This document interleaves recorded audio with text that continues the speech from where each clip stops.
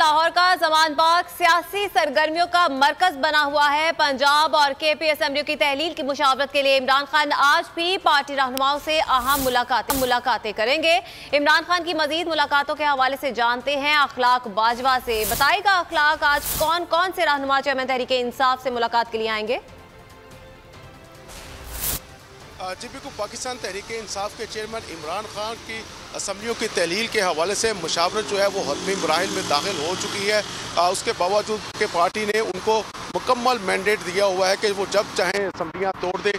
तो इस हवाले से उनकी जो है वो मुलाकातों और मुशावरत का सिलसिला जारी है। आज भी मुख्तलिफ अजला के अरकान कौमी व सूबाई असम्बली और पार्टी रहनुमाओं से उनकी मुशावरत होगी इस हवाले से, और 2 बजे के बाद जो है ये मुशावरत का सिलसिला जारी रहेगा। पाकिस्तान तहरीक इंसाफ के चेयरमैन इमरान खान जो हैं वो जहन बना चुके हैं कि असम्बलियों की तहलील जो है वो हर सूरत होगी, और यही वजह है कि वो अपनी मुशावरत का अमल जो है वो उसका दायरा कार वसी कर रहे हैं। जबकि दूसरी जानिब अगर बात की जाए इलेक्शन कराओ मुल्क बचाओ की जो तहरीक है वो भी जारी और सारी है। ज़राए के मुताबिक पाकिस्तान तहरीक इंसाफ के चेयरमैन इमरान खान जो हैं वो इस हफ्ते भी जो है वो मुशावरत का अमल जारी रखेंगे, जबकि अगले हफ्ते जो है वो इस हवाले से एक बड़ा अहम ऐलान कर सकते हैं।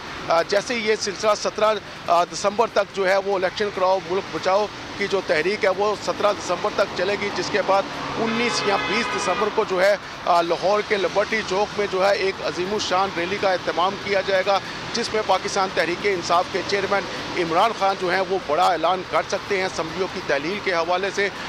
तो यही वजह है कि उनकी मुशावरत का सिलसिला जो है वो ताहाल जारी है। आज भी पार्टी रहनुमा